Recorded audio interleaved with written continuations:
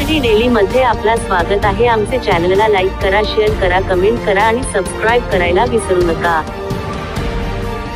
तर मोर्चा काढतायत, ओबीसी बांधव एकत्र येत आहेत, आमच्या शुभेच्छा आहेत।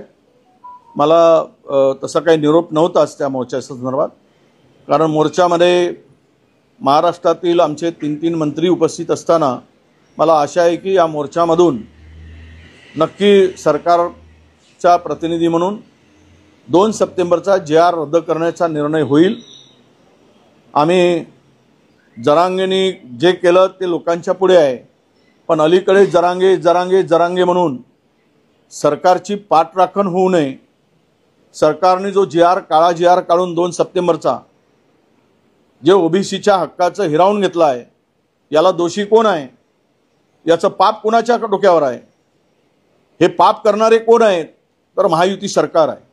म्हणून टार्गेट कोण आहे? तर हे महायुती सरकार आहे। कशाला कमर झुकवायला लागली त्या जरांगीच्या पुढे? कशाला माना वाकवायला लागल्यात? जरांगेंनी त्यांच्या समाजासाठी केलं, तो एल्गार केला असेल, पण सरकारने मात्र 54% ओबीसीला उद्ध्वस्त करताना थोडंही काही वाटलं नाही, त्यांना याची चिंता वाटली नाही। आणि आज जर या संदर्भात 2 सप्टेंबरचा JR रद्द होण्यासंदर्भात जो काही एल्गार मेळावा होतो आहे त्याचं स्वागत करतो, पण 3 मंत्र्यांनी, तिकडे 2 मंत्री आहेत, पंकजाताई आणि भुजबळ साहेब, आणि मंत्री आहेत त्याच्याबरोबरचे आमदार पण आहेत। आमचे पडळकर जे आहेत फार पॉवरफुल आमदार आहे। दुसरे आमदार आहेत धनंजय मुंडे, मंत्री राहिलेले आहेत, विरोधी पक्ष नेते राहिलेले आहेत, तेही वजनदार नेते आहेत।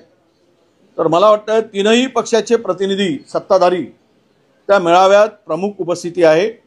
माझी त्यांना विनंती आहे सर्व समस्त ओबीसी बांधवांच्या माध्यमातून, आता आपण जरांगे पुराण हे तर आहेच, पण तो पुराण कमी करून सरकार पुराण आता अधिक आक्रमकपणे करावं लागेल, तरच तो JR रद्द होईल।